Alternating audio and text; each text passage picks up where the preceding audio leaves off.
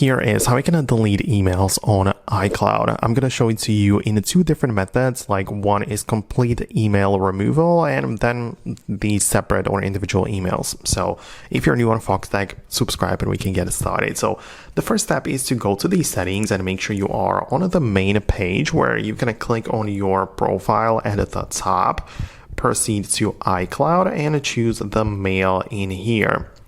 And if you don't ever want to use iCloud email on your iPhone, you can just disable the use on this iPhone toggle and it's just going to disconnect it, meaning that your iCloud email is going to be fully deleted in here, meaning that you don't even have the ability to use it, browse it, whatever. So that's a bit more of a serious step because you're completely disconnecting from that feature.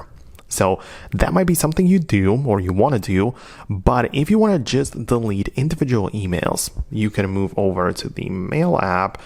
I have everything set up, so I can go to my mailboxes, I can see whatever I have available in here, and now I can just delete emails as follows. So I most likely want to do it at like multiple at one time, so I'm just going to use this two-finger gesture to select multiple of them, or even click on a select all and all of them are basically selected, right? So but let me just do it for like 3 emails, right?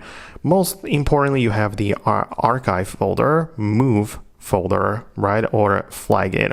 But if you click on the 3 dots or hold down on them as such, you will have the ability to move them to the trash, right? So the way that it works is we don't really have the ability to delete it right away, but we have to actually like move it to the trash, and then we move back to the mailboxes, find the trash, and in here we can select it once again or even select all, and now we have the trash folder. So it is a bit of a different thing. You can see that we kind of like delete it in a different manner, right? You can see that there are so many of them which are getting deleted. But yeah, that's kind of how it works. At first, you move it to the trash and then click the trash icon to delete it. So that's what I wanted to explain. I hope that it worked the same way for you. Thanks a lot for watching and I'll see you in the future videos.